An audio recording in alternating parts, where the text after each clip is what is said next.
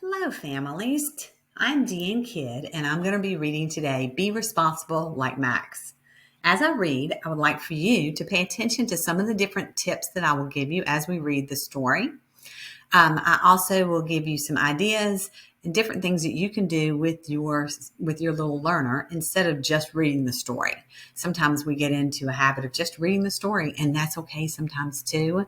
But just some more things that you can do because the Max Rhyme series is so focused on that language rich and rhyming words that it's something that you don't want to overlook. You want to take advantage of this text. The name of the story is Be Responsible Like Max by Todd and Jackie Courtney. One of my favorite stories in the Max Rhyme series, only because it relates so well to 5, 6-year-old students. So if your student falls in there, this is a perfect story to read to them, especially if you're starting to set up some chores and routines in your family life. Be Responsible Like Max. It's our title page, so we want to talk about that. I want to talk about our author and our illustrator because the author is the person that writes the story, writes the story, writes the story. The author is the person that writes the story, and the illustrator draws the pictures. That's just a little jingle to help you remember those two items. You also have some information here on the websites. It's also on the back of the book so that you want to scan those QR codes and get to the website so that you can take advantage of the activities that are listed there. They also have some really good words to know or pre-reading activities. You're going to want to go over these words with your learner so that you can see if they know these words. If they are unfamiliar with these words, then make sure you give them some examples, give them some non-examples. So you might say organize. To organize means to arrange and plan things. What's something that we organize? Oh, you organize your toys in your room. I organize the kitchen cabinet so I know where all my dishes are. Is the playroom organized right now? No, it's not organized. And then you can make up something, just a nonsense sentence like, I like to organize the grass outside. Well, that doesn't make sense. You can't organize the grass.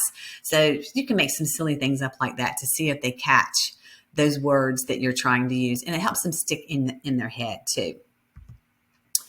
After I wake up and I hop on the floor, I always make my bed before I walk out the door.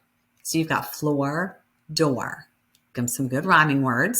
And then you also have a great setting in the story to look.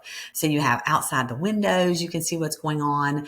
You see his cabinets, you see his BO with the books in the middle and then the OK. So you can really talk about, I wonder what those letters represent if your student is not a reader.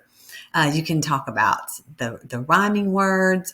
You can talk about his pajamas. Is he in his clothes or pajamas? Why do you think that? And then you see his book bag hanging there. You can see what he's probably going to be getting ready to do. What do you think the next thing that Max is going to do? So doing some predictions in a story is a great thing also to do. And again, remember, I'm giving you lots of things, but you're only going to choose one or two as you go along in a story. You don't want to overwhelm your student. I need to get myself dressed before it's time to go to school. No one should do it for me. That's my personal rule. Now, if you have a first-time kindergartner going off to school, this is very, very important to make them as independent as you can because you're busy getting yourself ready and they need to be able to do their job. If you're having to get yourself ready and get them ready, it becomes a very stressful morning. So you also have the school rule as your rhyming words on this page. And you also have some different little talking points in this story as you go. I'm the one who's responsible for me. When I look in the mirror, it's easy to see. So I believe in me is what he has taped on his door. Okay, you can talk about some of that self-affirmation, little things that they can say to themselves to help them know it's going to be a great day and to help set up a really great day. Always pick up my toys and make sure things are put away. These are my responsibilities because I was the one who played. Our students love being able to be responsible and take care of things instead of parents doing it for them. I know it's faster for us as grown-ups to take care of things for our students, But in the end, they feel they feel so good about themselves because they've had an opportunity to help. They've been able to help you, and helping you makes them feel happy. They've cleaned up a mess, and now they feel very much empowered. They can do it themselves now, and that makes them feel better. So remember, look at Max. He's cleaning up his things. What's something that you think you can do? Oh, let's look around your room. Does it need to be picked up? It's my responsibility to do what I think is right. No one should have to tell me it's not nice to get in a fight. So the Max is saying to his little friend, that's okay. You can go first. Okay. So you have right, fight. Certainly don't want to get in a fight over a swing. Isn't it much more fun to give turns? That way everyone gets a turn, or just to keep it for yourself. So this is a great point that you can have that conversation with your student.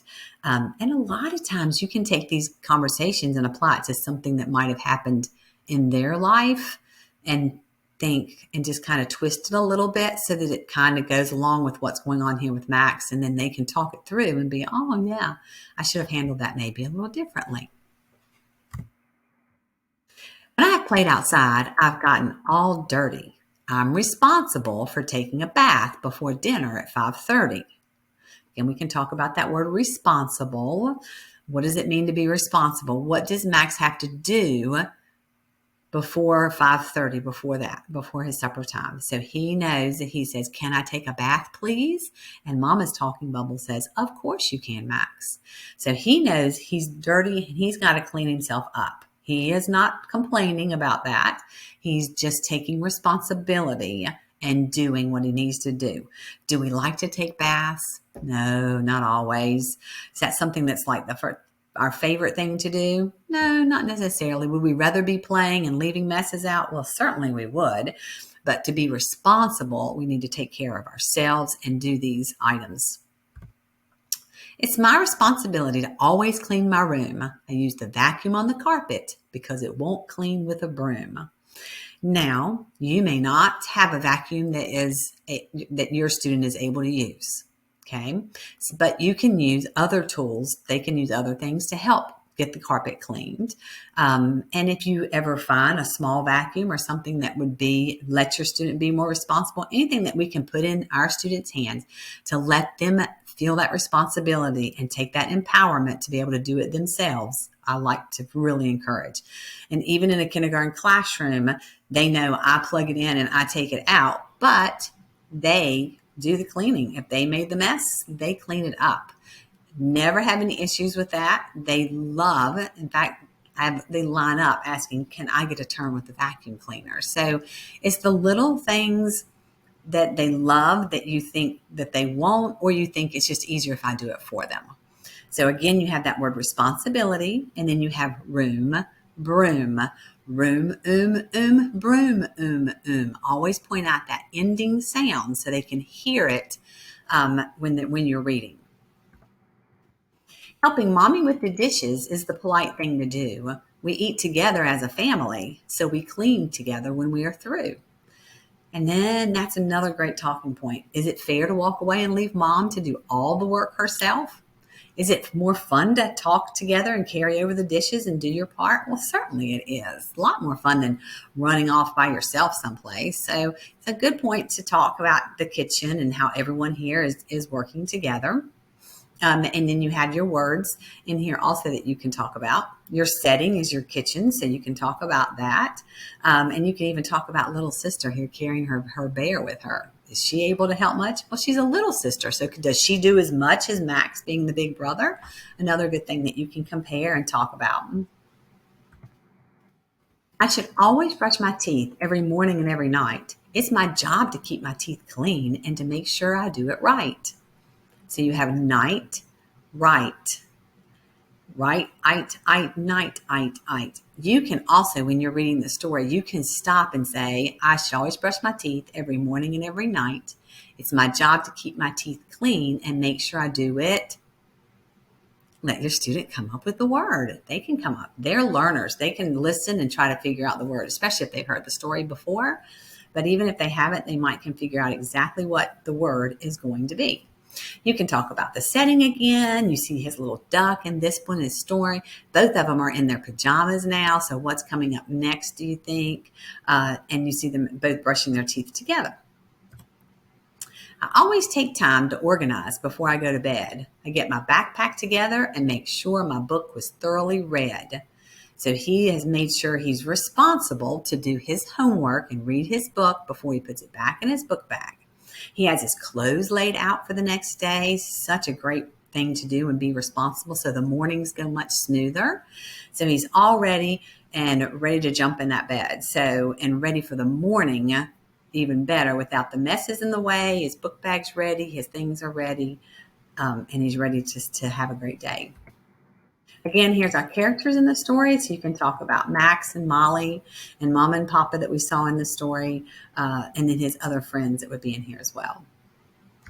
I hope you enjoyed the story. I hope that you've gotten some tips that you can use with your learner as you go along to give you some things to do as you read these stories and just some ideas of things that your student would benefit from as you read the stories to them. Thank you for reading to our learners.